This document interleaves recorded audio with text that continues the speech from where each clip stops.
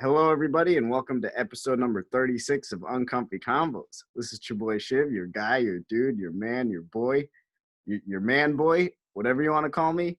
And today we're going to talk about coaching anxiety, bringing up the next generation of players. Sometimes there's pressure and anxiety around that. The parents are involved, and everyone is pressured to improve. And I don't think anyone's done a better job bringing up the next generation of players than the guest we have on today. He is a tennis coach. He's currently a member of the USTA and the USPTA P-1 certified pro. He's a former two-time NCAA All-American at Southwest Baptist University and a junior national champion in Colombia. He served as the director of tennis at the Lawn Tennis Club at the International Tennis Hall of Fame in Newport, and is currently the director of Rhode Island Tennis Academy. He has experience on the ATP Tour and has twice been honored as the Junior Development USPTA New England Coach of the Year. And as if that wasn't enough, he also started an initiative called Project Change, which helps children and families with less resources, less privilege, learn tennis. So without further introduction, thank you so much for being on, Mario Llano. Yeah, thank you, Shiv, for that kind introduction. And I said before to you, all of that, is great, but it isn't really an indication of a person. I mean, I don't want to put any of that in anybody's mind that I am more or less than anybody. I think for anyone that is out there with a kid and is looking for a coach, they should just sit down for a couple of months and observe the students that the coach has and how he behaves with the students and how he teaches them and what the student looks like, if they look great, if they're learning. Because there are many, many people out there with thousands of certificates and things to their name, and they can't do the job at all. So, I love to know that if anyone comes to me, is because they watch me work and they watch me see what I do, and they like it, and they like what their kid became through the years. That's just what the parents should be actually looking for, not this 20, 30 certifications underneath their name or any of that. It's just really a huge misunderstanding, a huge mistake parents are doing. Yeah, that's a good point. I mean, this is about anxiety. That brings me anxiety. When I see a coach with 30 things under his name and parents is like, oh, this guy must be it. I was like, look at this certification of this and that and this and that. My kid is going there. And 5 years later, it's like, why is my kid not even playing doubles in the high school team? Well, that's why. You're picking because somebody can put stuff under their name and not because they can teach. Yeah, that's a good point. I mean, I'm sure you probably experienced that or at least seen that happen a lot. All the time. Yeah, all the time. It's frustrating and gives me anxiety. Yeah, but it probably really incentivizes you to want to bring more students into Rhode Island Tennis Academy because you want to teach them the right way. Yeah, absolutely. And by the way, I mean, my latest job is I am now working for Senecourt. I'm the head pro there. They started a new academy, and I'm glad that they made me the director at Senecourt Tennis Academy. So that's where I am. Oh, right nice. Now. Got it. Yeah, that's great. So that's a good, change. So right now, is it still going on? Still teaching? Still going well? Yeah, it's going very well. Have a great core of instructors, and we have, they gave us all 10 courts for the academy from 4 to 7. And which is amazing, 3:30 to 7, which is amazing because that is the main problem when you have an academy is court time is so expensive indoors. You can only afford to rent about 4 courts, but the club gave us 10 courts, which allows us to put the kids you know, maybe play singles instead of having to be four in a court. And with the time that we're going through right now, it's very important for parents to understand that a kid can go in there and have a whole court for just two kids is huge. And so if they weren't feeling safe before because they thought there would be 4 or 5 or 6 in a court, now it's just 2, 3. So it's been really great that the club has done this, and where the kids are learning a ton. It's going very well. That's great. And are they required to wear masks on court? Like, what's the protocol on court? Absolutely, yeah. You know, we wear masks, they wear masks. Mm-hmm. In the court during the matches, drills, all the time, at all times, and obviously in any space in the club where if they're going to the bathroom, they have to wear a mask. If they're walking around the club, all the time. Yeah. I mean, that's good. Yeah, you Really know, start sweating a lot. You know, it's really tough. I don't know how they do it. I mean, I'm just standing in one place drilling balls. I don't know how they do it, how they play with these things, but I mean, you do what you have to do. Yeah. No, that reminds me when you said drilling balls, like, and just feeding them. Like, I remember back in the day when we were at Portsmouth Abbey, I think it was, right? The high school. Yeah. And that's where we trained initially, or that's where I started training with you and me and Pruta. And we what's it called? There was one day and there was a squirrel on top of the fence on the other side of the net. I can't believe you remember that. Yep. and you go, guys, watch this. Everyone in the tennis camp, and you hit the ball, and I think it hit the squirrel, or it was so close to the squirrel jumped onto the tree. Yeah, I have gotten in touch with my inner feelings a lot more since, and I don't do those things anymore. You know, I'm way more kind and than I used to be then. I thought that was kind of funny, but look, in retrospect, I felt pretty bad. Yeah, it was so impressive though. I mean, I don't think you should feel bad. I was more, the squirrel's gonna be fine. It's a tennis ball, but also, like, it's just so impressive to have the accuracy to hit a squirrel from 50 feet away or however much it was. Well, one time I put Jeremy against the fence and I put a ball on top of his head, and I told everybody the same thing. And the kid is so loyal to me. He actually stood at the fence with a ball on top of his head, closed his eyes, and just let me fire a ball at his head. I don't even understand how I'm still teaching tennis at this point when I used to do things like that. And I hit the ball, which was, and it's on video somewhere. It's on video on Facebook. I have to dig it up, but it's one of my videos on Facebook. Is Jeremy sitting on the fence when he was 9 years old, and he's 17 now, and one of the best players in the state. And he's part of the Project Change initiative. And he just stood there. So I went. It got worse, Shiv. I went from squirrel to human. I went from, that just I don't know. I hope no one takes that and just say, well, see, that guy just punishes, tortures his students. Yeah. Jeremy, I love that. I know Jeremy. I mean, for our listeners, that's when they're your students. And I knew Jeremy since he was very young. And he's the sweetest person. I mean, he'd come to the state tournament just to and he'd watch me play and support me. And it's it was so nice. But like you said, he's the sweetest person, the loyalest person. That's such a funny story that he just stood there with the ball and you hit him. Yeah, from squirrel to human. Poor Jeremy. He stood there. He stood there and didn't move. Wow. Yeah. I would move. I would probably move at the end. I would move. I'm loyal to you as a student, but I think I'd move. Yeah. Yeah. The kid just closed his eyes and said, whatever, just go. It's horrible. But no, to those moments, right? You have that. And then, I've also done that too. Just so you don't feel bad. There was one time I came back from college. I went to a high school practice and we were playing around the world that game. And I got a short ball, and, some of the kids they don't, they haven't played as much.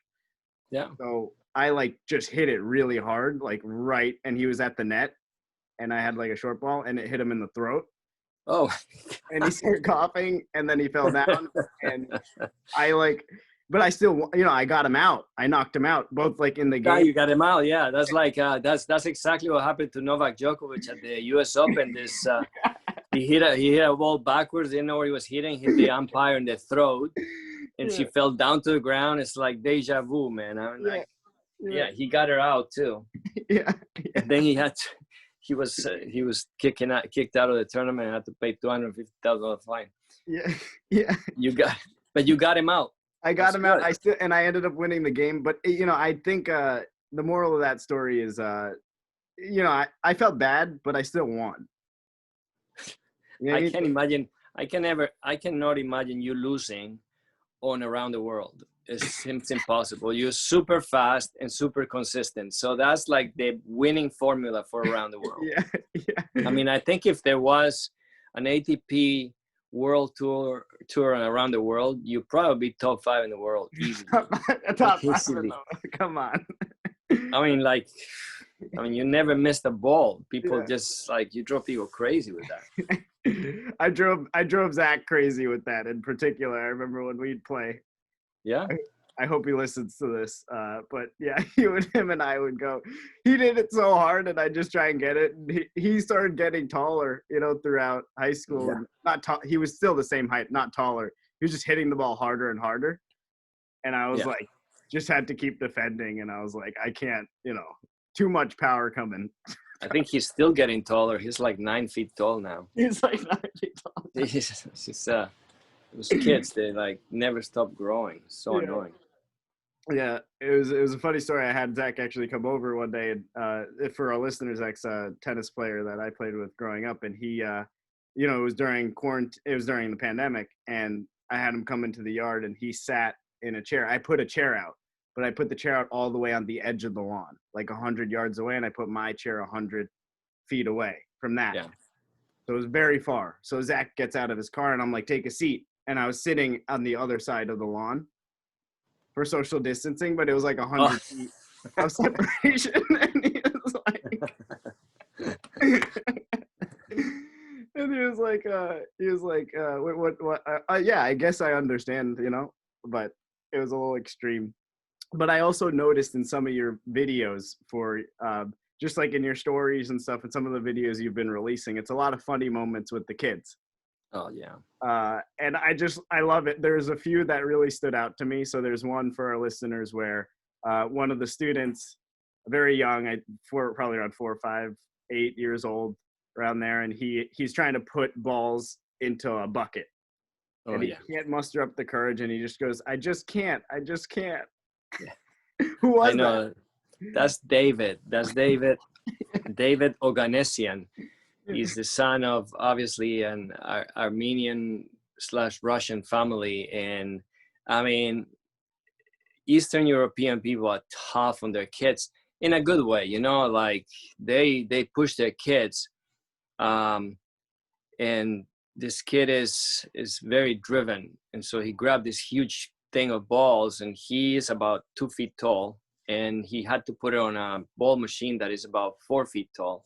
Mm-hmm. He just can't do it. It's just, I can't. And he kept trying. They kept spilling. I mean, it would have been great if it stopped there until the little girl came, lifted up, and put the balls in the basket. The little girl is like, I can do this, and boom, it's going. And David was like, oh man, that was completely humiliating for the poor kid, because. And then the little girl is like, I work out when I'm at home. And I was like, oh man. But the whole thing was just super funny. I have, I get a huge kick out of videotaping all these kids all the time, the little tiny ones, because obviously, unfortunately for human beings, the older they get, the more reserved they get. But then when they're like 3, 4, 5, 6, and 7, and maybe 8, they just say whatever is in their mind, which, as you know, they are like natural comedians. They are. they don't even need to try. They just, what they say is just it's just out of this world. It's super funny. So I make a point of always, since I am not very funny, then I put all these kids in my videos and they make everything a lot of fun. So they add all that fun ingredient to the whole thing that is impossible for a person my age or any adult to just do unless you are a natural comedian. So these kids are just incredible. So I spend maybe 25% of the time on the ground filming from different angles, trying to catch these kids doing whatever they want to do. And it's just fantastic what they come up with. Yeah, it is very funny. And there's more videos too. I know to the point of kids speaking their mind. My dad still does that, just for the record. So he's listening, he knows that he still speaks whatever comes into his thoughts. But that's just an aside. You know what? I mean, it's a great quality, Shiv. It's a great quality. I mean, I wish, and I try sometimes to act like and say things, because kids can be so honest. Yeah. Kids can be so honest at that age and tell you a very hurtful thing in such a cute way that you cannot even get hurt or mad. Yeah. It's like, oh, come on, David, let's go play. And it's like, I just don't like playing with you. I like Jeff better. And you're like, what? Yeah, I mean, I just don't like you. I like Jeff better. And you're like, I can't even get mad at that. I can't even get mad at that. I mean, like, okay, well, let's go with Jeff. And they're like, okay, great. Then I want to play. And, you just got put down, humiliated, and basically rejected. And so, and you're like, all right, that was actually really cute. I mean, when an adult says that to you, you like want to punch them in the face because they say it so badly. Yeah. So I try to learn a lot from little kids about how to be honest. Yeah. And they just do it in a way that is hard to take it personal. So it's great. Yeah. Yeah, it's true. And they're usually, sometimes they're right. I mean, a lot of the times they're right. Cause they'll say, in that case, it's like, I want to go to Jeff, or I want to go to, certain instructor. But I think I've been told, like, I look like a llama once by like a little kid. And I was like, I looked in the mirror, I'm like, kind of like I just saw a little bit of a resemblance, and I was like, yeah, they're right. Like, I do a little bit. Yeah. So they definitely I mean, sometimes they say, really cute things that are really sweet, and sometimes you have to deal with the truth. I mean, they don't lie. And so that's just what you got to understand. They're not lying. So if they're not lying and somebody's telling you the truth in a kind way, it's okay. It's okay. Just learn from it. Yeah.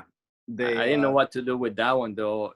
I mean, I did fire Jeff after that. So now he didn't have another choice but me. Yeah. Just kidding. Yeah. I noticed that video. I noticed this segment that you're trying to do, Jokes by Philip, right? Okay, so it's Jokes by Philip. Yes. Philip is, I mean, as you can see, he's a natural performer. Yeah. the kid comes to tennis camp, comes to tennis clinics, and he loves tennis, but the last thing he wants to do is play tennis. Yeah. He just wants to get in front of the camera, and he has two segments, Jokes by Phillips and Cooking with Philip. Yep. Yep. And as soon as he gets in there, it's like, I got my recipe. Can I just tell you my recipe now? I'm like, okay, hold on. Let's just throw some balls. Let's play a little tennis.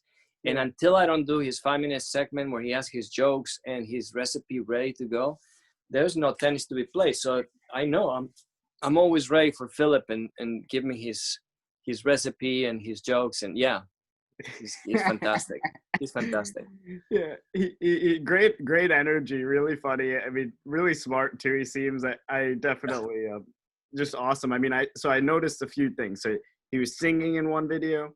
He was grunting, I think, on purpose in one video. Yes. Yeah. And then he was doing pull-ups. You filmed but you filmed it up close, and his legs were just on the fence, so he could Yes. pull himself up. I mean, you know what, the one thing about, and you're talking about anxiety sometimes about being a coach, is not understanding how to make the kid comfortable. Yeah. What makes him feel okay in the atmosphere, in the ambience that you're in, and if you cannot get to that place, then all you're doing is torturing the kid. So I can, he was in a situation in which he was getting yelled at all the time, and he was not being understood as into how his personality was. Yeah. And lucky for me, because he's made my life a lot better when I'm on the court, and lucky for him because he's free to do what he wants to do. Mm-hmm. It's been a blessing to have him there for everybody. I mean, he's a kid that could not do what he really could not be who he really is. Mm-hmm. Mm-hmm. And so that anxiety, it translates not only to the teacher, because a teacher may see a kid, when someone comes to you and as a tennis player, and the parent signs up as a tennis player, you just focus tennis. Okay, this kid, I need to teach him this, teach him that. And when you start, a kid like Philip is like, I mean, I don't, and then that anxiety hits you. It's like, come on, you got to do it. This is what you did. Give me push-ups, go run. And a kid like him, you're never going to get anything out of him unless you start meeting him halfway into who he is and who I am. And so you meet him halfway, and then you both benefit greatly from it. And he's been amazing for me and for everybody there because of that. Yeah.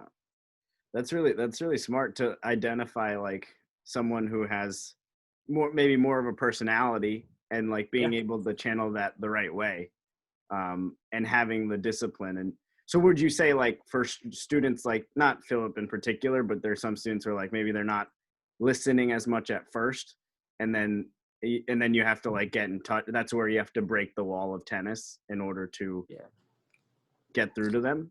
Yeah, I mean that it's it's where we are right now. We're in America, so you got to understand how the education system works and what the kids are being told all over the place. Like, I'm pretty sure your dad was raised completely different than he raised you, and the coaches in South America are completely different. Well, they're starting to become more like the American way, but if you go to Eastern Europe, it's the same thing. Everybody's tougher. And so people like that come here and they don't understand why I'm telling the kid, you're looking great. That is awesome.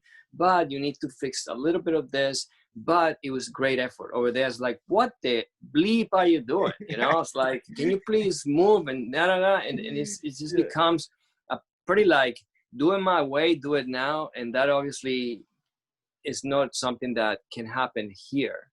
Yeah. So, coaching is kind of like a balancing act at the end of the day, where you just see if you can just meet the student halfway all the time. Are you calling us softer, our generation? No, I'm kidding. I'm kidding. No, I mean, it is what it is. I know. I don't, no, you're right. I mean, you kind of wish you had a mold, but there isn't anymore. So you just have to every student teach a different way. Yeah. And that's a good point. I mean, because, well, you said maybe in Colombia, right? Where you're from, that's the style of coaching could have been a little more intense, or even parenting too. Like, it could have been a little more like I'm like you mentioned, my dad, like it was a lot more, less negotiation, or less, There was no negotiation. It was zero. I mean, my dad said, there's a wall and it's 10 feet fall, just jump. And I'm like, okay. And bro, I just jump, he said jump. It wasn't like none of that, just did what you were told. And I mean, my dad made it very clear since I started taking tennis lessons that I worked for my coach. A coach didn't work for me, and it was hard for me to understand that sentence, because here we were paying him, but yet I worked for him. And so, but Yeah. that's what my dad said, you work for him. I don't really care what he says, you do it. Yeah. You are his worker. And I was like, okay, so whatever he said, I did. Yeah. Now the way it went. Yeah. Yeah. That's a good point. I mean, I think another thing that makes it, going back to what we were saying about when you were like very young and trying to learn tennis, like around that age of like 5 to 12, 13, 14, 15 years old, like there's for you, I think one of the things that like made me learn a lot and become a better tennis player was your attention to detail. So like the technique and everything was very you focused on it a lot, you knew a lot about it, and you were able to break it down and explain it in an awesome way. And I remember for that first summer at tennis camp in Portsmouth, I was 12 years old, and my sister was there too. And I remember like one of the things I wanted to do, I just wanted to get on court, right, and play. And you had a wheel set up for all of us where we would spin the wheel with the racket in order to, work on our snap or like our wrist kind of motion. And I would always be like, I want to just play tennis, but I think that speaks to sometimes, like not in Philip's scenario, but in kids that are that age in general, it's like, there must be some challenges, like when you go into in depth on the technique. Yeah, there's a lot. I mean, I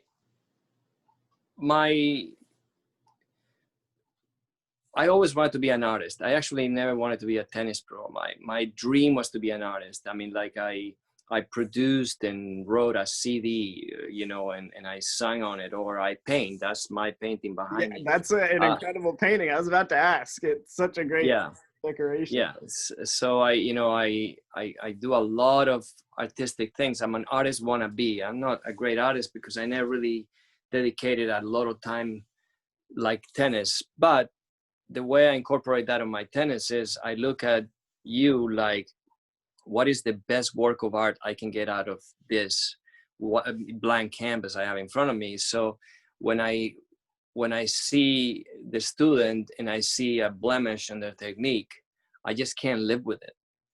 It's very hard. It's like doing a painting and all of a sudden you drop a cup of coffee. You just got to clean this thing up and make it better.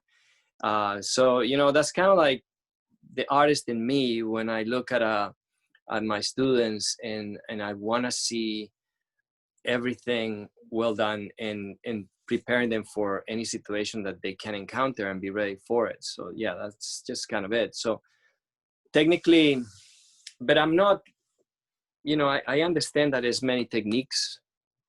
I'm not a person that will claim, oh, this is the way I teach and that's the way you're going to learn. No, I will look at your form and I will look at who you are and I will just say, okay, this kind of forehand is better for you than this forehand, or this kind of footwork is better for you than this kind of footwork. And we're going to go with this way to move the racket instead of that way. Because like we were saying earlier, there is no cookie cutter here. Just everybody's different and everybody can react different to different techniques. So you got to kind of learn them all and see what is better for every student. It's complicated. Yeah. It seems complicated. I don't, the way you break it down though is incredible. I mean, I know you have like YouTube videos and different videos explaining technique. Obviously I was fortunate enough to learn the technique from you and have you break it down for me. But it was, it was incredible, but it was also like, it requires extra discipline too, right? And going back to what you're saying at the beginning of the podcast of like, you sign up with a tennis academy or a coach, that's all about having fun, maybe like in tennis, right? So you're going to practice and you're maybe around the world, right? You're just playing that game for 3 hours and you'll get better. But with you, like, I think what made a lot of us better, any student, is like, it was it was actually like technique, like you worked on things, Yeah, in a clinic format. No one learns in clinics. It's weird. Everybody signs up their kid for a clinic or something and they learn very little. I mean, I have students that have become state champions just because they came to clinic. Nick Fontesha, also another part of Project Change, he he came to only clinics and he became the state champion. So it's Jeremy, which is a little, it's just a little deceiving.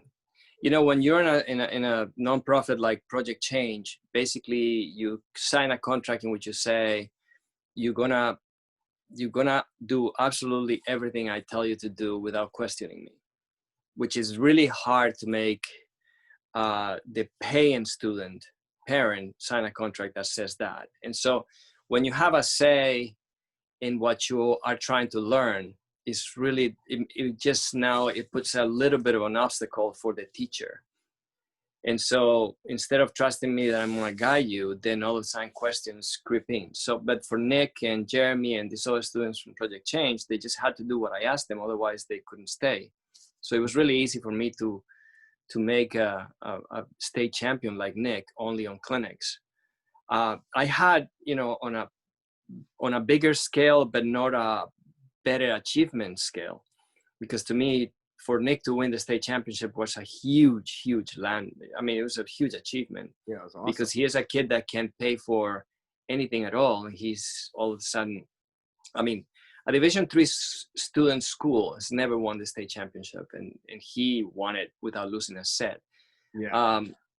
I mean, in a much better scale, bigger scale, not better scale, there's Jared, who became top 50 in the ATP, but his father always took what I said like the Bible, and he just made Jared do it. And so it was really nice to have the backup of the support of the parent, and making sure the kid, his son, trusted everything I was saying, and they just did it. And so it was really easy because you grow so fast. It's almost like if somebody's feeding you the right food, and you just eat it all the time, and this person knows exactly what diet to give you, so for your kind of person, and then you grow and become stronger, and one day you're like 6'5", 220 pounds of muscle, and you're just invincible. And that is so important. But today's society has taught their kids to question everything, so it's really difficult to get them to a point where when you take half a step, they question the half a step, and you have to spend, instead of 3 days teaching that step, 18 days convincing the kid that is the step to take. Mm-hmm, mm-hmm. It becomes really difficult. Yeah. That is that's really insightful. I mean, it speaks to the point of having, and I was going to bring this up because I was lucky to have a lot of resources, like have my parents pay for lessons and be able to support me like that, you know. But it's not everyone has that, so it's like, you know, that's why I think it's amazing for Project Change to, like, that the initiative, the project that you did, because it points, it like kind of, you're aware of that, and you were able to like bring up people who maybe like they can't pay for that many lessons and stuff, and not everyone can. It's not, I mean, it's not even normal to be able to pay for so many. No way. But I definitely, and it's good to, also a good point that like someone who has maybe less resources, less privilege, like they work harder, or they'll, you know, really take what you say more to heart. Well, I mean, I don't know, but I think it had a lot to do with the fact that the couple of times these kids will say to me, "Oh, but it feels better if I serve like this." I say, "Well, if you want to serve like this, then you're gonna have to take lessons somewhere else." Yeah. I mean, because, and they're like, "Oh, no, I'll do it your way," because they didn't have a choice. No one else was going to just let them come 6 days a week for free and train 2 or 3 hours a day for free with good instruction. Right. And so at that point, the choice was, in my opinion, pretty simple. You have somebody that has proven that can make players very well, and is willing to teach you for free, but you're just going to have to adhere to what he's telling you. Otherwise, you just can't be there. And so that, not giving them a choice, sometimes it feels a little tough, but at the end now they understand, okay, this was good. Yeah, that's good. Yeah, that's a good point. I mean, that's also like, I remember, you know, from, because obviously you coached me, so I remember some points. Sure. So it's like, yeah, this is this is what you should do, you know, just work on this. And sometimes we would go through smaller steps. So it's like if I was hitting forehands and it wasn't right, like we would, like you would come across the net or like throw the ball over. It's like focusing like on one specific aspect or one specific technique, like going back to basics.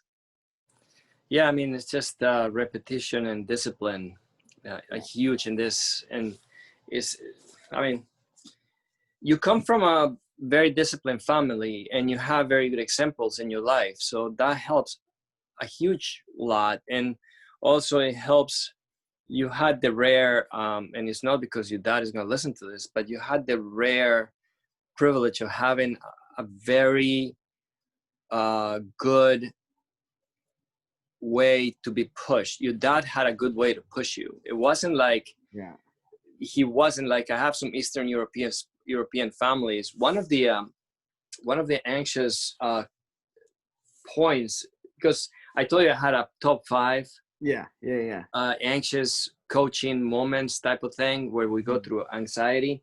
And we have the Eastern European parents are like the teachers on core parents. Like they like to sit there, and as supposedly they bring your kid for you to teach them.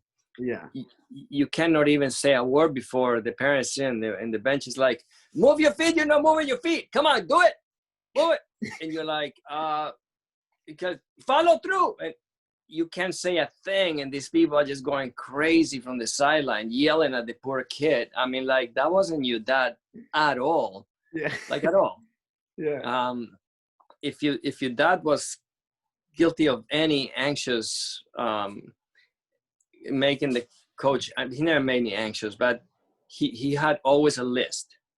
There's always a list. Like, he went and watched you play a match. He was like, well, you know, I mean, Shiv is just not doing well with sitters and high balls, and his first serve is not doing this. And when he's coming to a net, he's missing. And he has like a list of like 16 different things. And I just sit there and look at this, and I'm like, oh my God, but we're just trying to get like the slice backhand to work. And then I had like 17 different things that your dad brings. And so, I mean, and you can understand, obviously, because a parent wants their kid to be the best they can be. But it's funny because there are the Asian families, they cause a ton of anxiety. Eastern European families, they cause a ton. I mean, Indian families, they're like, I mean, like, Indian families and Asian families resemble a lot. They just very alike in the fact that, like, I have Asian families that come to me, okay? And it's like, okay, when can you teach my kid? And I'm like, oh, yeah, anytime. When can you bring him? And then they go, well, Monday we have piano, 4:30 to 6:30. Tuesday, he has to do violin. And so he can come for 13 minutes at 7:12. And then Wednesday we have math, because they need to do math all the time. What is it with Asian families and math? They do math all the time. And then it's like, Thursday we have robotics, because artificial intelligence is they're going to this huge talk about why is the kid doing robotics. And so I'm like, okay, so can he play Thursday? No, Thursday, no, robotics Thursday. I'm like, okay, how about Friday? Well, Friday is soccer. I'm like, what? So when can he play? What about weekends? You know, I don't work Saturdays, so I can do Saturdays. And then they always go, Saturday. I'm like, I don't work Saturdays. I have one day off. I like to see my daughter, so I don't work Saturdays. How about Sunday? Oh, Sunday, you have to prepare for piano. And then he had violin homework and has robotics homework. And then when is this kid go to school? Oh, they go to school in Wheeler. I'm like, Wheeler gives you like 7 million hours of homework. You don't even have like a minute to like do anything. And yes, this kid has an extra, I don't know, 75 hours of extracurricular activities, but then they want to fit tennis in. That and you know, you have to sit there for the whole hour. They explain the kid's schedule when there is not a 15-minute segment of time when the kid can play tennis. Yeah. And eventually they come to like one clinic every 3 weeks. Mm-hmm. And then like a month and a half later, there's always a phone call. Why Eric is not playing very well? Why?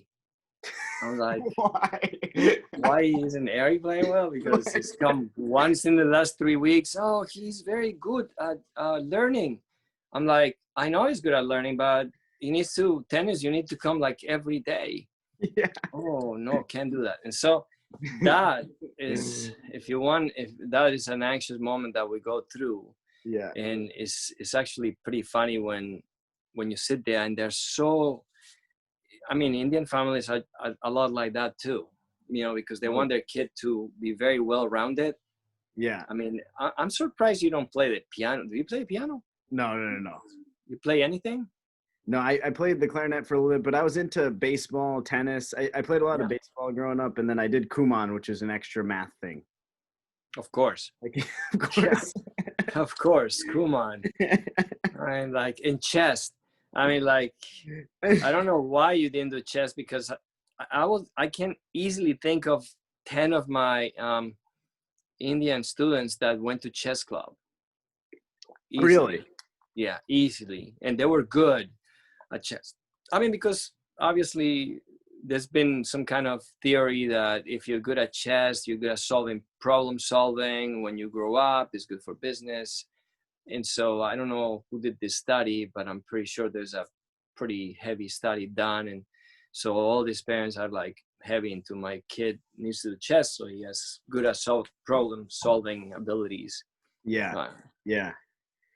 I mean, but you're right. There's a lot of homework already. So I agree with you there. If mom and dad are listening, you know, there's a lot. But you can go through the other anxieties too if you have the list. If you want to. Well, I mean, there's the psycho parents. You know, I mean, and these are mostly actually Asian and Indians have never been psycho parents. Is weird. They're very demanding as far as how they want their kid to perform. They're very picky. They always have lists. The kid is always doing 20 different things, 3 sports, and I mean it's amazing. But they never ever sit on the side of the court and start yelling at the kid. Eastern European families are like, the kid is like, it's always sitting, parents are always sitting there, and the coach is always there, and the kid is playing amazing and hits a winner and hits an amazing shot, and the shot selection is perfect and technique is looking great, and 15 minutes go by in which this kid is playing Roger Federer or like Serena Williams tennis. I mean, we're talking, wow, this kid comes twice a week and he's doing or she's doing this great. You know, 15 minutes go by and everybody's like, my gosh, she is so good. And all of a sudden, the kid hits a ball late and goes out, and the parent stands up and says, see, what are you doing? You can't do this. I mean, why can't you put that ball in? And it's like, I'm like, Vladimir, I mean, what are you talking about? It's been 15 minutes. This kid is doing perfect. And it's like, one mistake. Oh, but that mistake can cost everything. If you're at war and you make one mistake, you die. And you're like, what? What are you talking about? I mean, like, yes, but that mistake can change everything. And you're like, well, I mean, yeah, but what about the other 150 good shots that she just put over the net? No, not acceptable. And then it's like, Nicole, come here, listen to me. And you're like, I don't even know why these people hire a coach. You know, it's like, there's absolutely nothing I would ever say like that. And, you know, sometimes these kids is like, can you send me to court 10? Why you want to go to court 10? It's like, oh, my dad doesn't have Wi-Fi there, so he can't come to court 10. And you're like, all right, go to court 10. And the father is like, can't she play a little closer? No, we just, she's finishing the set over there. She's to play in court 10. So we kind of know that every now and then when we get certain kids, we send to like court 9 and 10 because there's no Wi-Fi signal. And these people have to be on the phone talking to everybody all the time. They're like super busy. I don't understand life that way. At the end of the day, it's like so stressful for everybody around you that has to do with you. I mean, I've seen nothing but disasters coming out of this over and over and over. I mean, it would be easier if you were in that country because everybody's being treated like that. So the kid feels like, okay, well, my friend's getting yelled at, my girlfriend's getting yelled at, everybody's getting yelled at, so I get yelled at. But here in America, no one gets yelled at. So so you feel like you're being just singled out, and it just feels pretty bad. Yeah. Yeah, that's tough to get yelled at, especially in a group setting. I remember those clinics. They're a lot of fun. But they're like, they're more, as opposed to a private lesson or just me and you. Like, it's like if you start making mistakes or something, like you might feel a little more social pressure because, yeah. I mean, it's hard. It's hard because, the kid at the end of the day is the one that is being put in the spot, and it's the one that's been embarrassed. And like I said, if everybody was getting yelled at, the kid feels like, okay, everybody's getting yelled at, but he's the only one getting yelled at by the parent, by, just sitting there.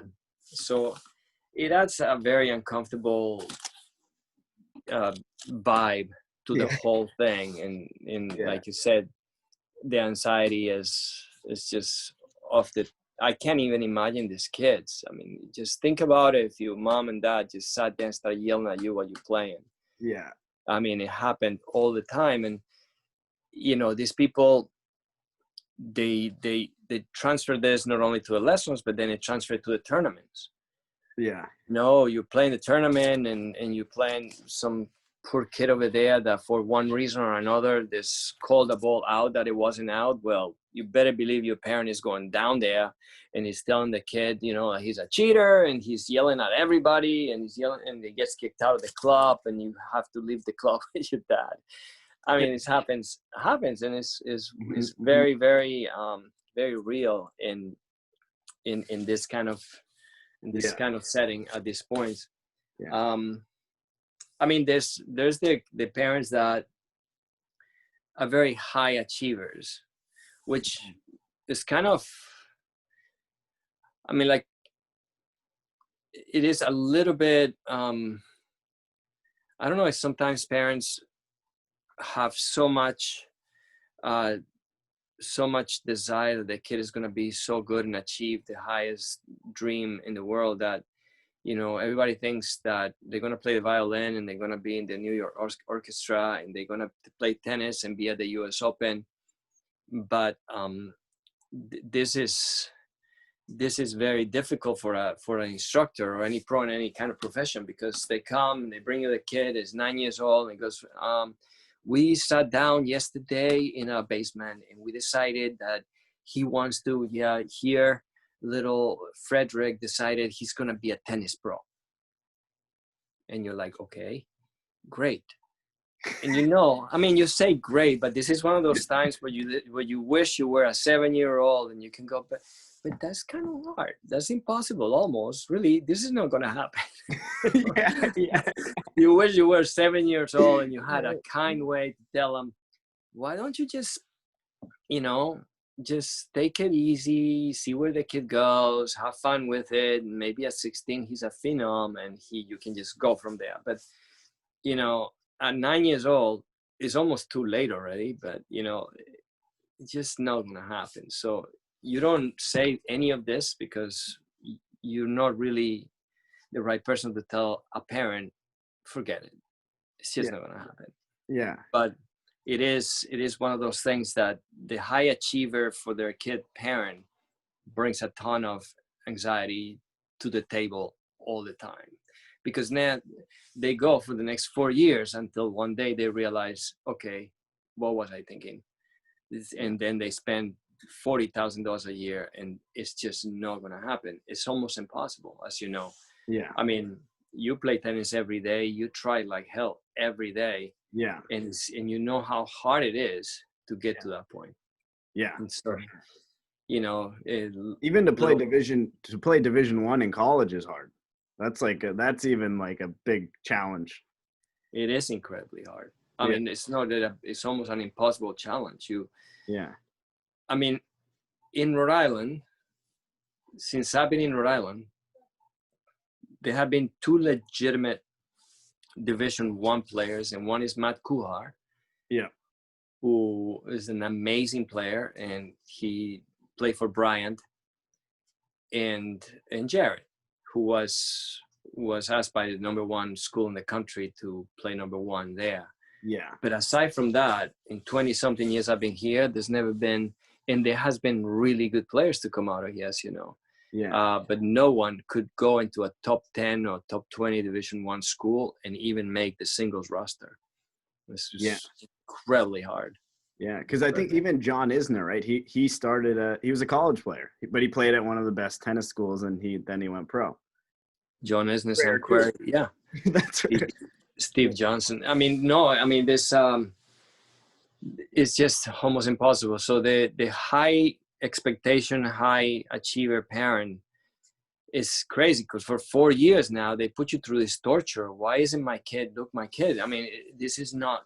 We're not on pace to become a pro right now. I'm like, what else do you want me to do? Can you afford put him here privately for 3 hours a day, which is what someone like Jared did for a couple of years. He took 3 hours a day, an hour and a half of technique and an hour and a half of match play, and that catapulted him to a much different level, to a being national champion level. Right. But still, there's many national champions that cannot even touch becoming a good. They become a pro that is 900 in the world, which is nothing to sneeze about. I mean, I wish in my wildest dream I would have had world ranking of 500 or something like that. But at the end of the day, it's super hard for them to even become a top 500 player, which doesn't make enough money to eat more than oodles and noodles, to ramen noodles. Right. It's just difficult. Yeah, it is hard, and it's probably hard to take the leap. You'd have to take the leap of faith early if you wanted to. You'd have to sell out and just take a big risk, right? Because I remember, and I was way too late to I learned at a later age, but I was like, at 12, like someone pitched to my dad and us, like, oh, Shiv, you could, if you want to try, like, just take a stab at it. You can go down to Florida, do like a study tennis, like type of or just like live it basically, like be. And that, like you said, that amount of practice could catapult you, but it's the sacrifice. And even what Jared did, it's incredible, but it's also like you recognizing that talent and then having obviously Jared having the fire. And then that's like that must be, I want to ask you about that too. And specifically, it's like you have that one case, and I feel like most coaches don't get that, don't have that type of experience of like, you have a superstar or a potential superstar, and then you groom them, and then you bring them up, and you're like experiencing probably things for the first time.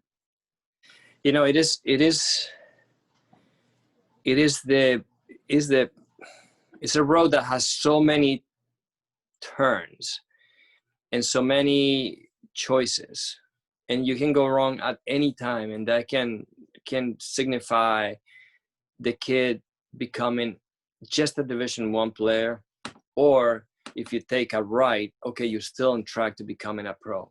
And those kinds of picking right or left will happen over and over and over and over and over, and you have to be almost too lucky to keep picking the right way to go. I mean, because if anyone knew exactly what choices to make, then that person will be a gazillionaire, because you will have the formula to get people to become the best at what they can do. But there's so many turns that you don't really know exactly where to go. With Jared, I have to say, I mean, I wish I could take credit, but he had a fantastic set of parents that helped shape the way and helped me a lot in how to get there. You know, we used to talk a lot with Courtney and Rebecca, and it was, okay, should we do this, should we do that? And we would be very careful what choices we made. And little by little, we might have taken a wrong turn here and there, but we would know it very, very quickly, and we just back up to the other choice and just go the other way again. I mean, it's just difficult. It's just extremely difficult. Yeah.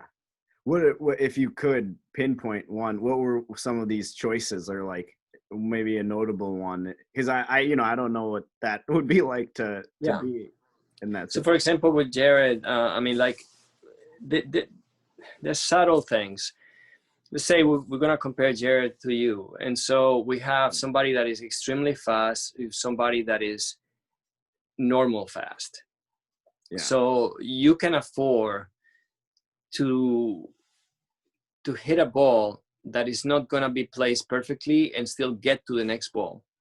And at one point we didn't know how quick Jared was going to be, but he was not showing to be this explosive speed that, you know, like someone like Nadal has. Mm-hmm. So we were not going to have a Nadal or Djokovic kind of play. We're going to have just a normal speed kind of player. So he needed to hit the ball a little flatter, a little faster through the court. So instead of making it too much topspin on the ball, just a little less topspin. So there you have a very subtle catch that if we were not aware of that, he would have never be able to play on the ATP, because his ball would have been too slow.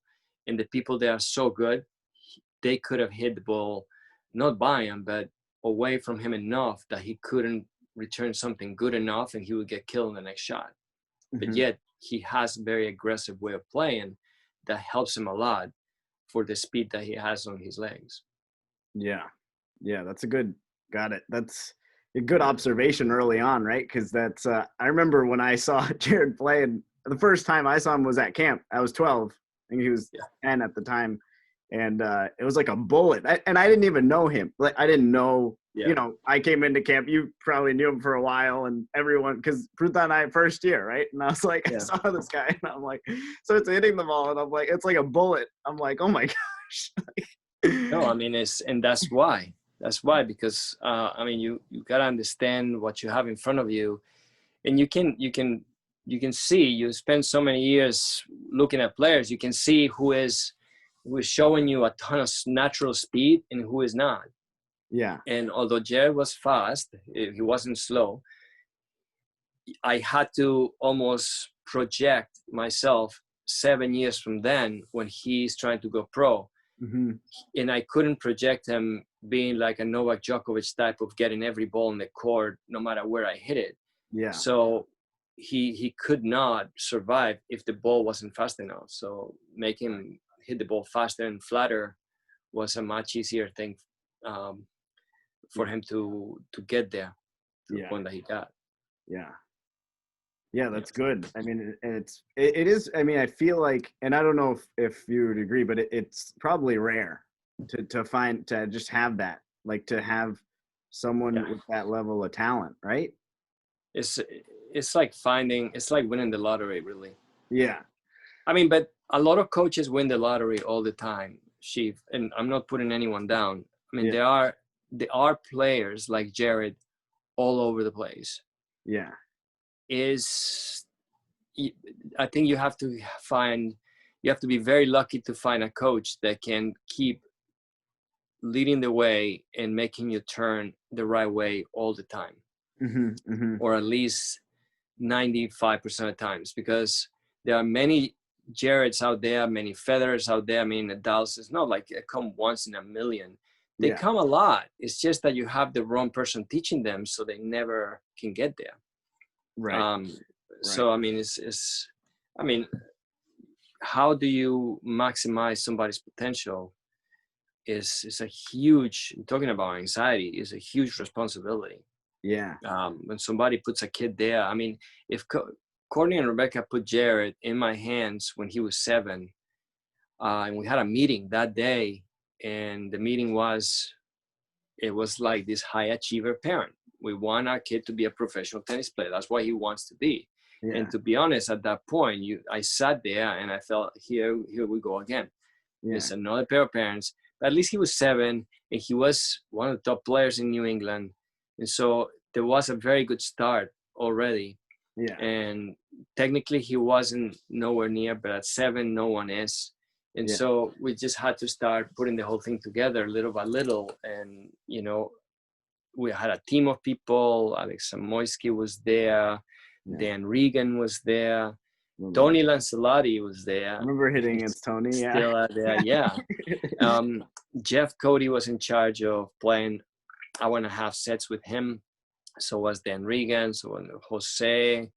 I mean, there were so many people that were part of this that helped, you know, and so putting that team together for me was very important. People around me that could help develop what he became. But at the beginning, he started just like every other kid, and I sat there just like I sat with anyone. And here comes another parent thinking the kid can be a pro, but he started showing signs very early that he had the head to do it.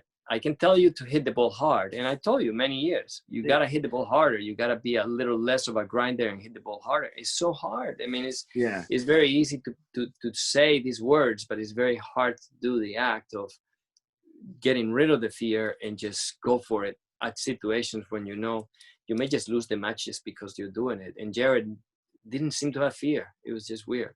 Yeah. It's also kind of interesting, like the fact that like you have like Jeff or someone or Tony like hit with Jared. He's like 12 and like he's playing against like a pretty good 18-year-old. Or I remember that those were the clinics. Sometimes it'd be like an 18-year-old or 16, 17-year-old. Jared would be in the mix. He's like 11. It's like he's still beating everybody. I tell you, my best moment was I was at Roy Williams Park. And we were training Jared for a clay court tournament. And the best moment, one of the best moments of me as a teaching pro was we would always play a set or two.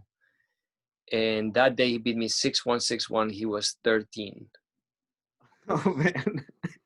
And so I knew I had done my job, you know, because I can kind of like, I can make your life miserable, even though if you're my student, I can still, you know, slice and dice my way into beating you in a set. If you're my student, at 13, you have no business beating me. I mean, I had too many years of experience. And that day, he won the first set, and I was like, all right, whatever, I'll win this set. I mean, it's just gonna feel good. And the next set was 6-1. I said, okay, this is actually weird because he just did it again and even easier than the other one.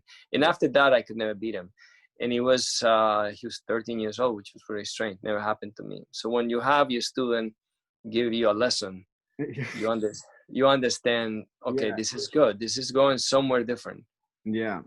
It's like when the student defeats the master.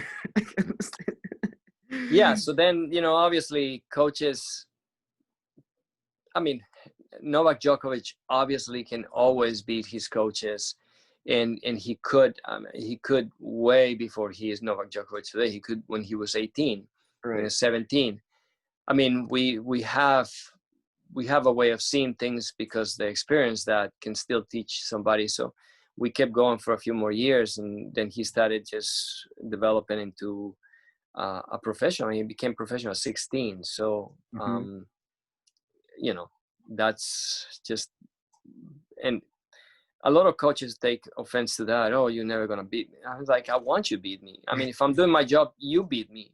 I mean, it makes no sense that I'm 40 years old and I'm beating you. It doesn't. If you're going to be a professional tennis player, you better beat me when you're 13 or 14. Otherwise, we're not doing the right thing here. So it was a good thing that he did. Or, you know, we're talking a lot about the parents that micromanage and have lists and want plans. Or there's also a parent that is the opposite, the one that gives a lot of anxiety to us as well, which is the one that just drops the kid there and says, I'll leave it up to you. Do whatever you think is good. And you're like, okay, you want to give me a little bit of history here? No, you know, and then you're like, just talk to me about your kid a little. And, you know, they leave all these surprises for us to be discovered. Like, you know, sometimes, I don't know. I mean, Shiv, you're very young, but when I grew up, and your parent will tell you this, all this, all these mental medical conditions didn't exist, you know, like, you know, I mean, I know that ADD and ADHD are a very normal thing, but when I grew up, my friend was just very hyper.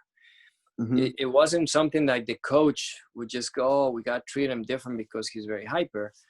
It's like, all right, you know, just, you're going to just do what everybody else is doing. But right now, there's so many different things. He has social anxiety disorder. He has ADHD, ADD. He has so many things. And so the coach, if you leave the coach to just to like guess all these things, it becomes very difficult because you really don't know what you're doing. So parents sometimes should be a little more aware. It would be lovely to have a balance of a parent which is like in the middle of all these things. Yeah, it's impossible though. But yeah, but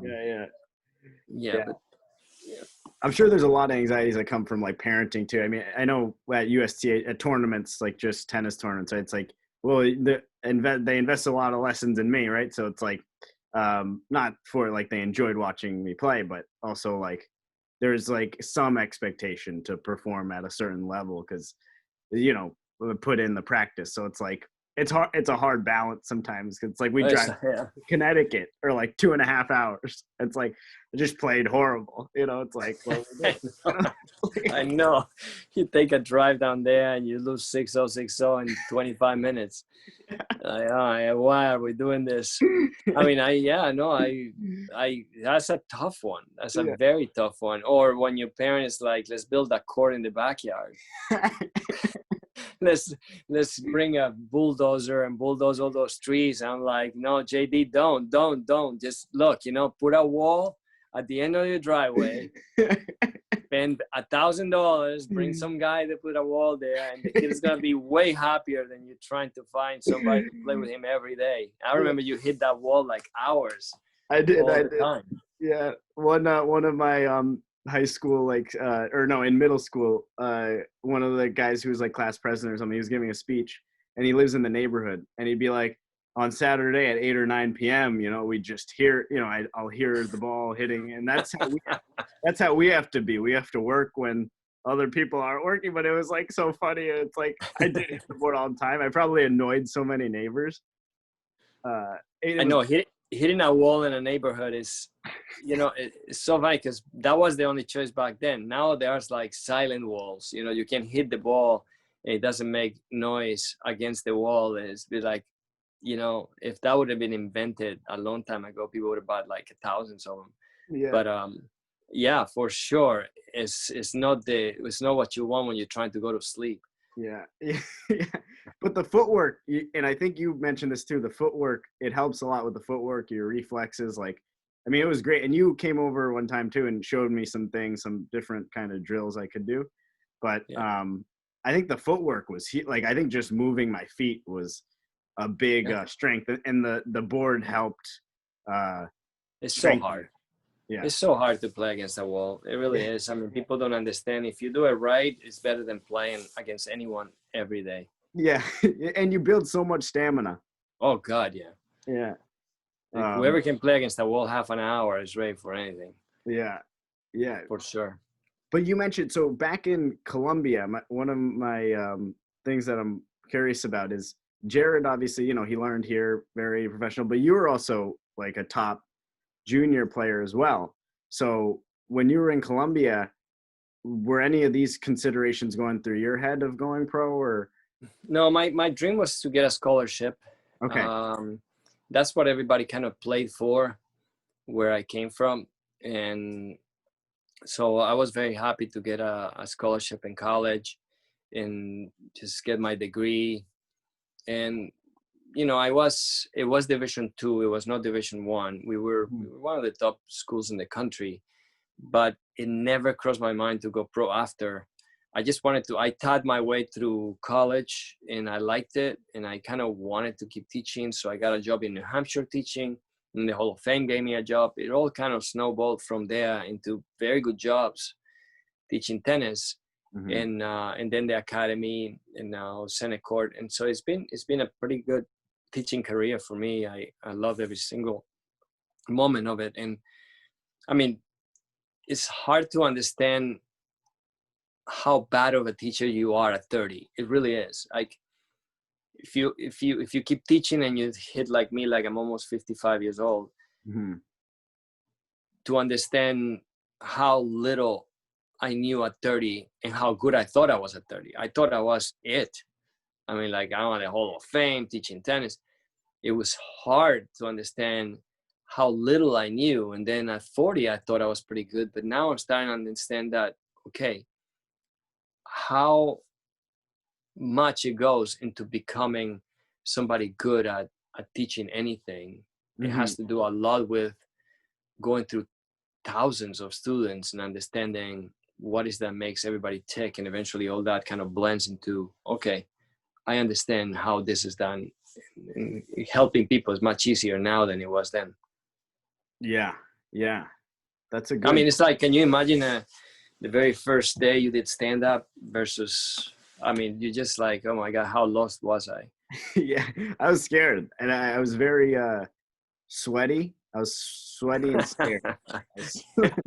I imagine it's like, I don't even, I mean, it's kind of like the same at the end of the day in everything. There is a level of knowledge that you think you need to dive into something. And then 5 years later, you realize, how the hell did I just dive into that day? Yeah, yeah, Because I just was clueless.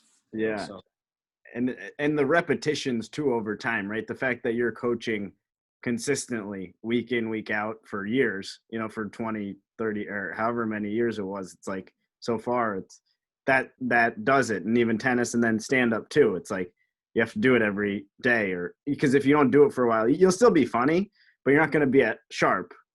So yeah, it's a big that's like a really good point. The reason I brought that up too, though, like in Colombia, is I'm wondering how the transition was from Colombia to America to here. yeah, it's easy. Everything is easy. I mean, life in general for me has been pretty easy. I mean, I don't have any rough, like, I feel bad for people that like, I mean, in the last 40 years, I've been through people that have really tough situations in their life. I never had anything really tough. I mean, I have a dear friend of mine that has been very sick for like 30 years, and she goes through stuff that I could never imagine going for a week. So transitions like coming from there to here, it was a little difficult, nothing to write home about, because coaching there, I did coach there for a few years, helping, assisting my teachers, and they were tough. I mean, like, they were really tough. People run a lot, people did a lot of push-ups, a lot of sit-ups. Mm-hmm. They got yelled a lot. People very disciplined and punished all the time. I mean, I tried to be like that here at the beginning, and all I got was no business, because people quit right away. So I understood, okay, this is Yeah, a completely different way of teaching. I have to change, and I did. And there's a way to get people to be good with that method as well. So, yeah, but the transition wasn't difficult at all. It was pretty easy. yeah. That's cool. That's cool. I actually know. I feel like I noticed that in a way. For the first tennis camp that I went to, right in Yeah. Portsmouth Abbey, we'd run up a hill. I remember sometimes like occasionally someone would like throw up or be on the verge of throwing up, and like we would have it would be pretty intense. And then as I got older, it was still intense at the camps, but never as like intense as that hill in the morning. Yeah. Is that part of like, did that factor into that? Yeah, absolutely. I mean, you know what? The thing is, it's all a business, unfortunately. You gotta make a living at what you do. Yeah. And when you start making people miserable here, they don't understand that misery. People don't understand, and it's really strange that when they get taken out of their comfortable routine and they feel uncomfortable, that's making them better.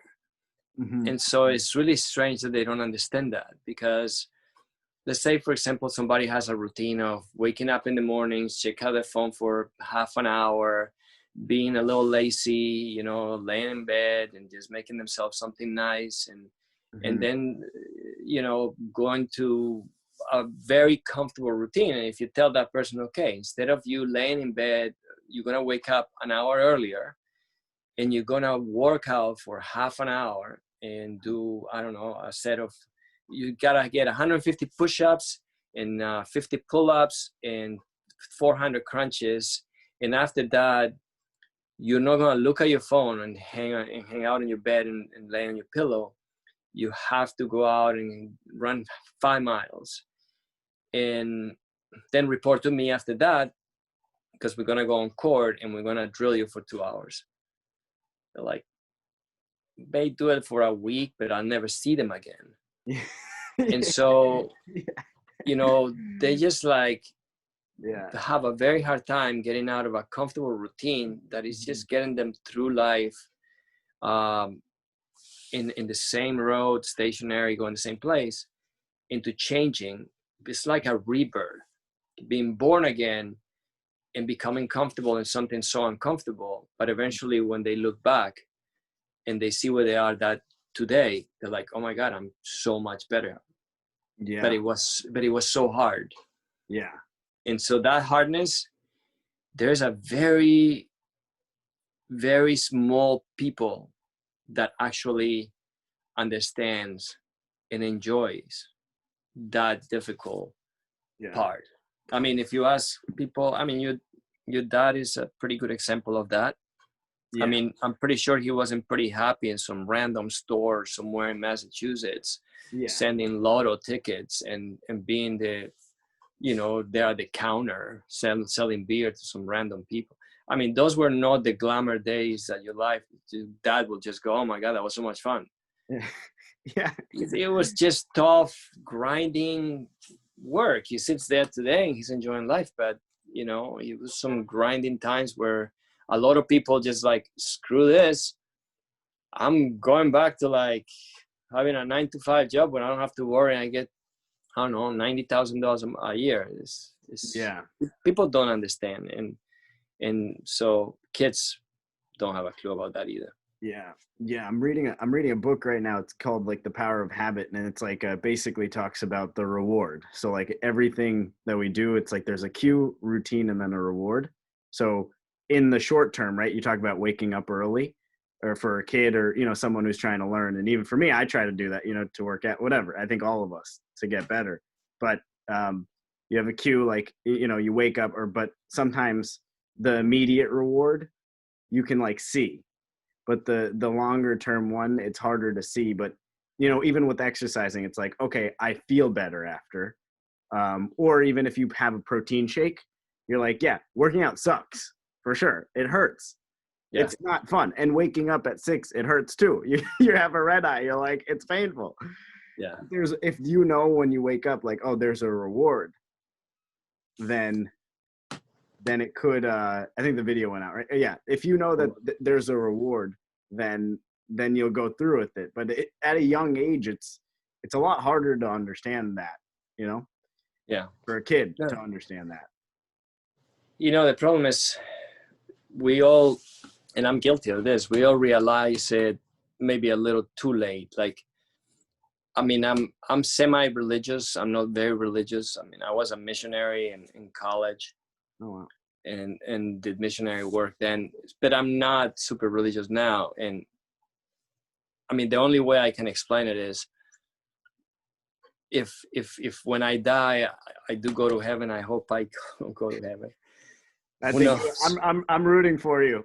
Thank you. If that counts. Thanks. It counts, man. Anything counts. Imagine if it was just a global vote or just a vote of every person you've met. Well, I don't know. Maybe I can make it. I think I've done more good to people than bad, but you never know. I mean, it's just one of those things that I'm a little afraid sometimes. Yeah. But if I go to heaven and I'm sitting like in front of God or whoever it is that's gonna be sitting in front of me, and he's gonna pass me a paper and he's gonna say, "This is you and what you should have become," and he's gonna go, "What happened? Like, what? Look at you. This is what your resume should be. What the hell happened? What stopped you from becoming this?" That's my biggest fear, one day is that happened. And I'm going to be like, God, I wasted so much time. I remember this and so many hours doing that. So it's like my biggest fear. It kind of makes me get up in the mornings sometimes. Yeah. That's good though. That's good, because if you have that, then you're thinking a longer term. You're like, oh, the reason I'm getting up is because when I see God and He has my resume, I want to measure up. Yeah, exactly. I mean, I want it to be somewhat. I want Him to say, "Hey, you kind of did everything it says in here. Good job. Go on. Yeah. Keep going." Yeah, that's a good. I've never heard that before, but I like it. I do want to bring up just a few, because we're getting towards the end of the time. But in terms of coaching anxieties, and I don't know if we touched upon this one specifically, but like dealing with kids or just people that have attitudes in general, because I'm sure in your experience coaching, and like there's been students, or there's times where, like you said, in America, students like start talking back, or like there's like a little bit of banter. How did you maybe, I'm sure you received that throughout, but maybe like adjust your approach with that, or just deal with it, or where was your kind of line of saying not anymore? Yeah, no, it happens. It happens. I would say 25% of the time. For the most part, kids are very polite and very nice, but 25 out of 100 students, and which is actually a lot if you think about it, they have been given green light at home to just say, I almost can see this sentence being said to them: if you don't like what you hear, if you don't like what you're doing, just tell your teacher. And in tennis is really difficult, because I mean, I can understand in math, for example, if 2 + 2 is 7, you tell your teacher, I don't think so, it's 4. And it doesn't matter what your teacher said, it's always going to be 4. Right.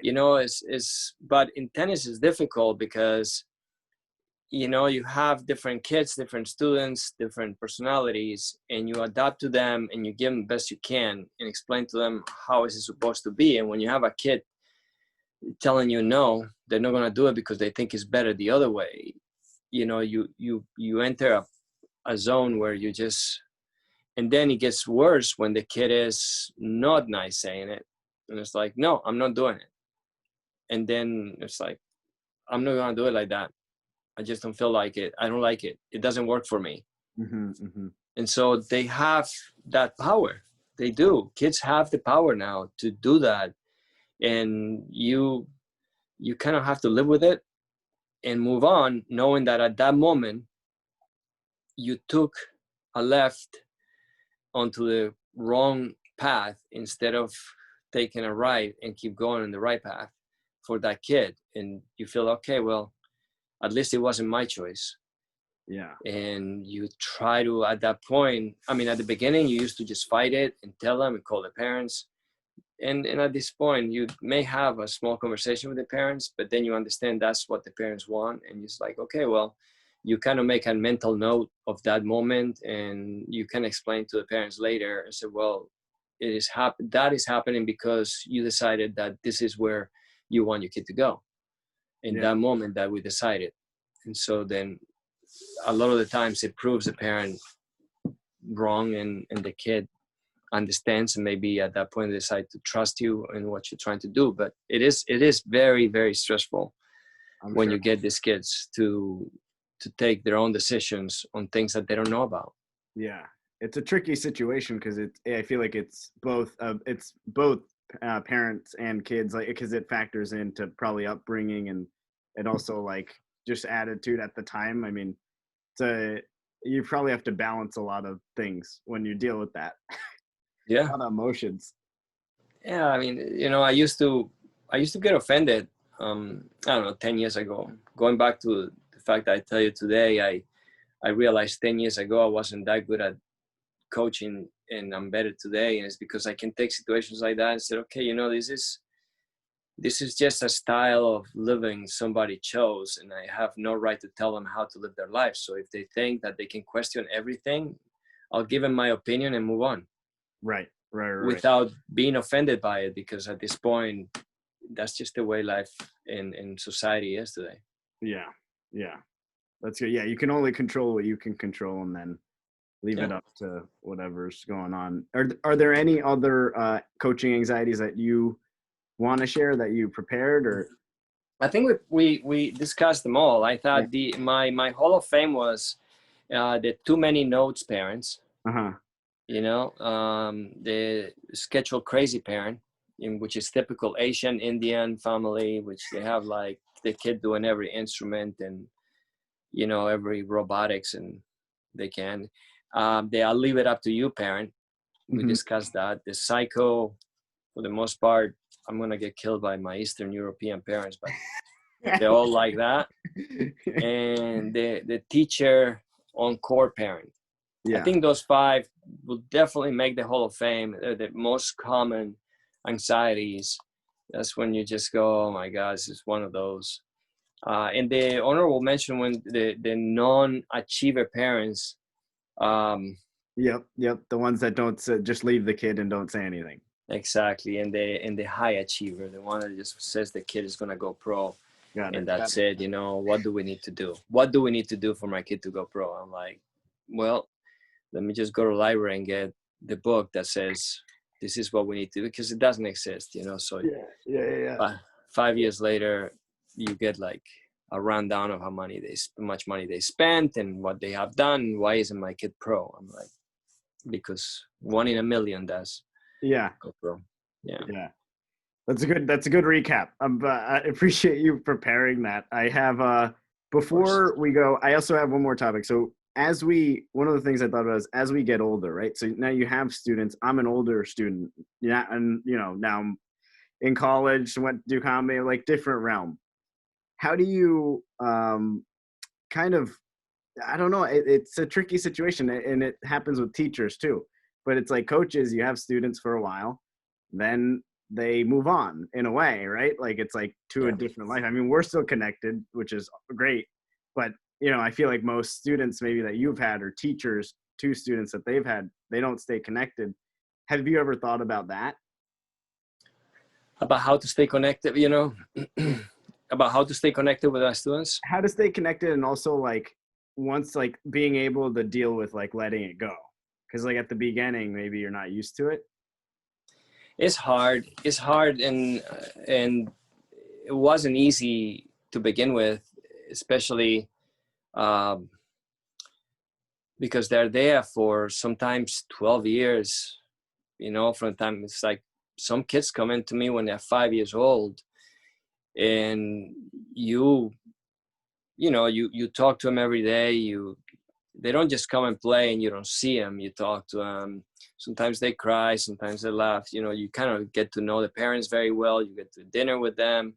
Mm-hmm. It was very hard at the beginning. You almost felt a little hurt that you didn't hear from them, and you were like, hey, what's going on with you? How come you don't, like a kid, like Yeah. my daughter?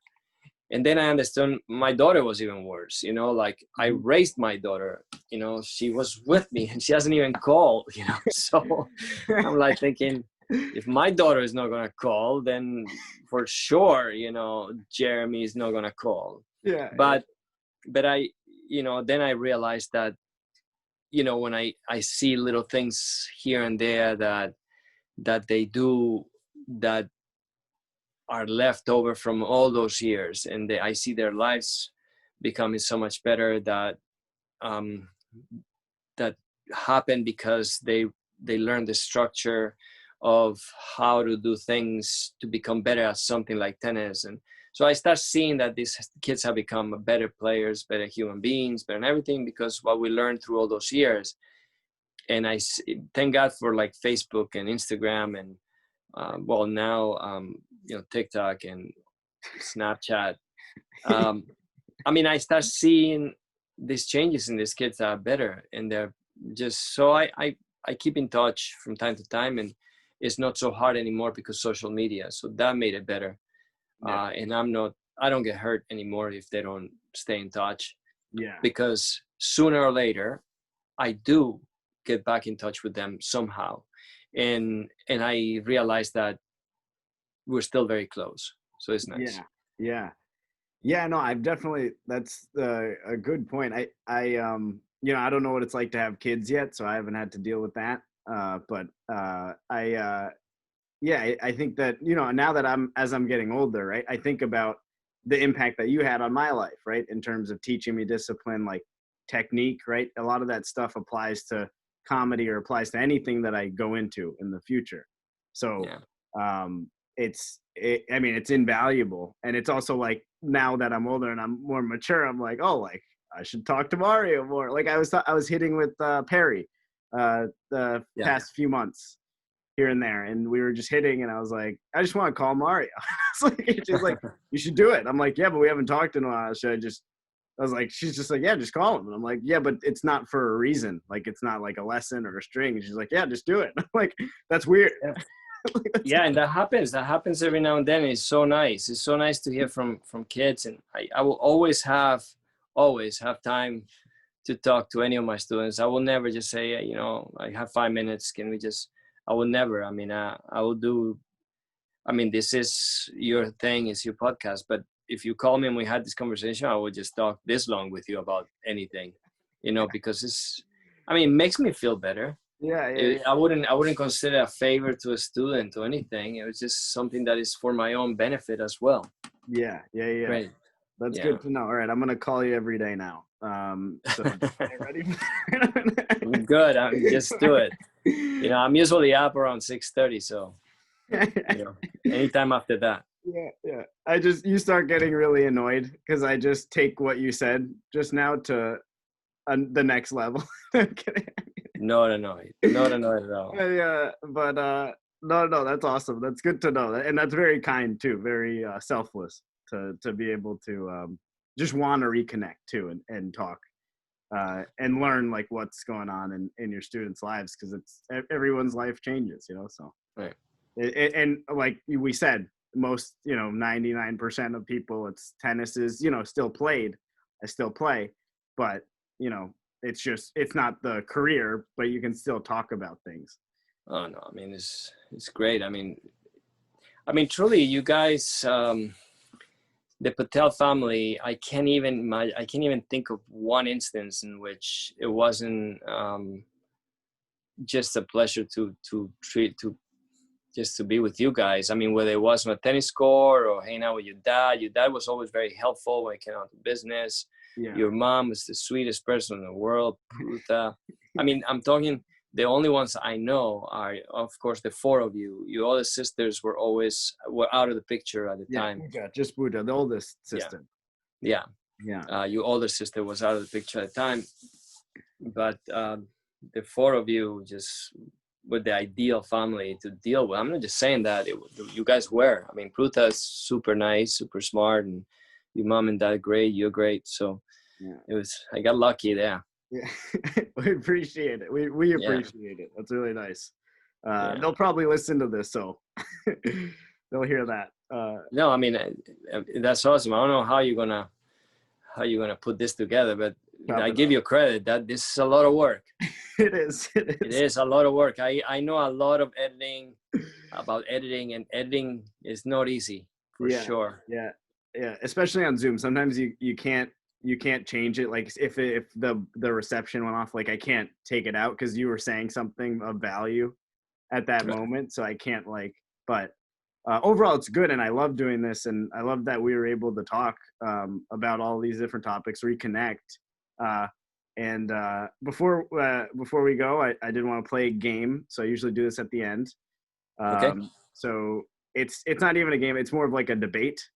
So I'm going to ask questions, tennis questions, common knowledge tennis questions, and we have to answer them in Spanish. Okay. Yeah, because you know Spanish, right? Are you gonna? I'm going to answer them in Spanish too. Yeah. Wow, great. Okay. Okay. For the first one is who will end up with the most Grand Slams when it's all said and done? Bueno, yo creo que Novak Djokovic va a terminar con más Grand Slams cuando terminemos todo, ¿no? Es muy difícil de decir, pero yo creo que Nadal va, va a darle una pelea muy buena, pero yo creo que Djokovic termina con más Grand Slams. Sí, sí. Muy bien. Muy bien. Yo estoy de acuerdo. Next question. No, I'm kidding. I'm kidding. I agree. No, yo creo que Djokovic también, porque es más joven y tiene más tiempo para ganar, para ganar. Muy bien. Muy bien.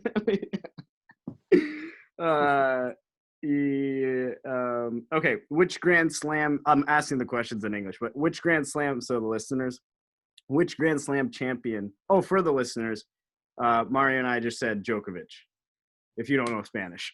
I think Djokovic is... And then which Grand Slam champion had the most firepower? And by that, I mean, like, which Grand Slam champion in the past, like, 20 years or 10, 20, like 15, 20 years has, like, hit the ball the hardest? Bueno, mi opinión es que en el servicio, Pete Sampras. En el derecho, Roger Federer. Sí. En la pelea, Rafael Nadal. Sí. En el revés, Novak Djokovic.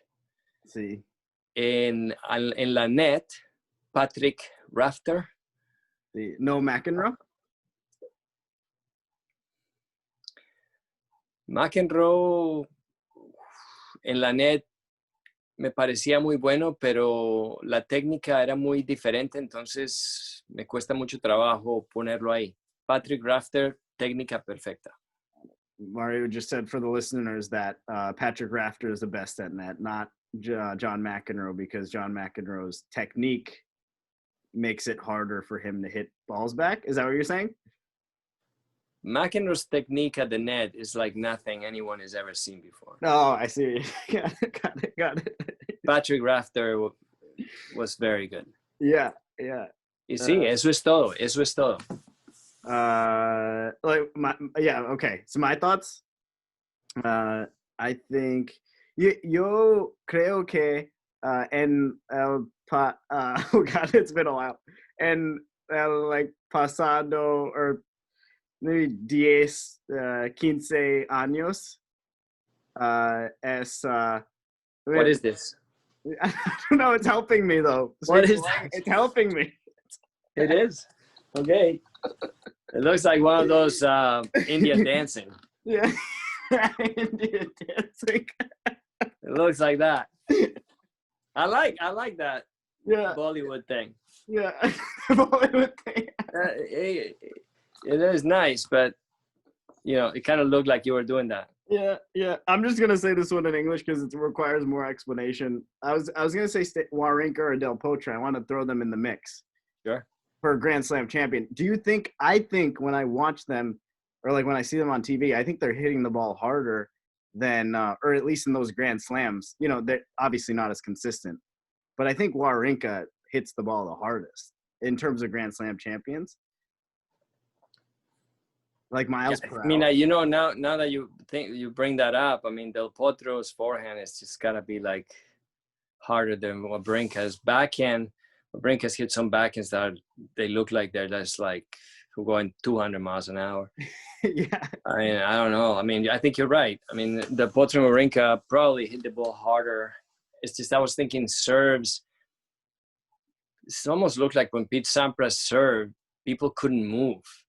I don't know what it was about his serve, but it was just almost like people would just start to move the ball. The ball was past them. I don't know what it was about his serve. Yeah, yeah. Yeah, no, but I think you have a point there. Yeah. And then I was gonna say last one. My computer's running out of battery, but I think we'll be good. In case we just randomly go off for our listeners, but we should be fine. Yeah. Favorite short player on the ATP Tour ever, and by short I mean like 5'7" or less. Yeah. I'll go. I can go first. I know what you're gonna say. Really? I don't think you know what I'm gonna say.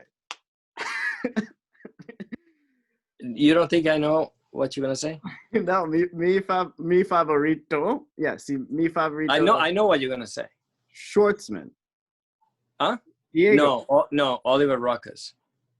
Oh no, mine's Schwartzman. Oh, then I knew what you were going to say. I thought that, yeah, of course, everybody's short player is Schwartzman. The short is in his name. I know Schwartzman. Yeah, I mean, it's kind of hard to debate that. I mean, like the guy. I was going to say Michael Chang. Oh yeah, I like that. I like that one too. Yeah. Only because he did win a French Open, and the underhand serve and all these things that he did, that, you know, he did get to the final of the US Open. I mean, he had a few accolades that, I mean, it's a different time in tennis. There's more good players now than there were. He was in a very tough era too. Agassi, Sampras, yeah, Chang, Courier. So he was in a very tough era as well, and he got pretty far. Mm-hmm. But Schwartzman, I don't even know how he does what he does. Me neither. I don't know how he does. That's what I was going to ask you too. Do you think like those players, I agree, Michael Chang could have been, I didn't get to see him as much, but maybe if I saw him more. But also like, do you think they have different technique on certain strokes? I mean, it should be similar, but they have to angle differently if they're that much shorter? Like on a forehand? Yeah, the one thing that is impressive about Schwartzman is that there are a lot more bigger servers now than there were back then. Yeah. So how Schwartzman is able to break, because he is one of the top guys on the ATP breaking serve. Yeah. Because obviously his serve is not that good, so he gets broken a lot as well. So for him to have a winning percentage that is that high, it is amazing, because he has to break serve, and he's not just breaking anybody's serve, he's breaking everybody's serve. Yeah. So he's beyond you. I don't know how that guy does what he does. Yeah, I don't know either. Yeah. It makes me feel bad, because I have a lot of students that are short and are going to be short, and I have to bring Schwartzman. Look at Schwartzman, but at the same time, back inside, you know, me, I'm thinking, yeah, but it doesn't matter. You know, you're not going to be Schwartzman. It's going to be so hard for you to be like Schwartzman. He has some like crazy gift within him or something, to be able to, his hands and the anticipation, everything has to be insane with the height.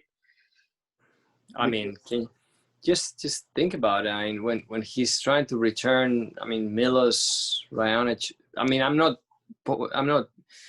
telling you the obvious people like Isner or any of those guys, because obviously returning that for anyone is tough, and for him it's near impossible. But just the normal height people like Federer or Raonic, like the normal height people that serve, I don't know how he does it. Yeah, it's very impressive.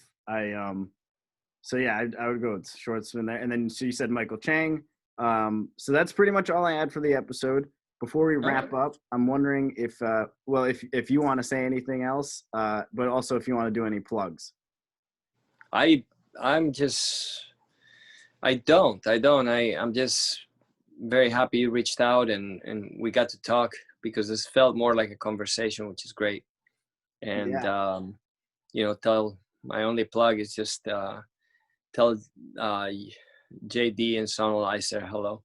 Yeah, we'll do. Well, they're upstairs. I'll definitely tell them. Huh? Oh, they're staying upstairs in the third floor? Yeah, I locked them in a room so that they can make noise. I'm not gonna go anywhere with that. Gonna just completely just ignore you said that. I like that.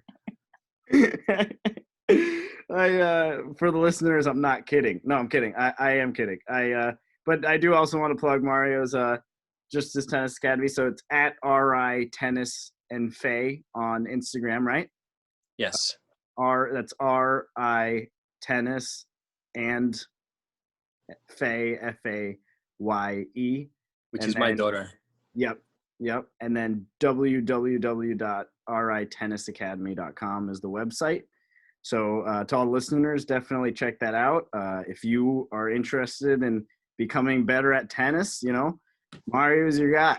So yeah, and now we are at centercourttennisclub.com as well. Center court, yeah, as well. Okay, yeah, I need to add that on because that's the new occurrence. So yeah, definitely check that out. Thank you, Mario, so much for being on. Really enjoyed the conversation. And for our listeners, stay tuned for the next episode. Hey, thank you, Shiv. Have a good day, man. Yeah. Peace. Bye-bye.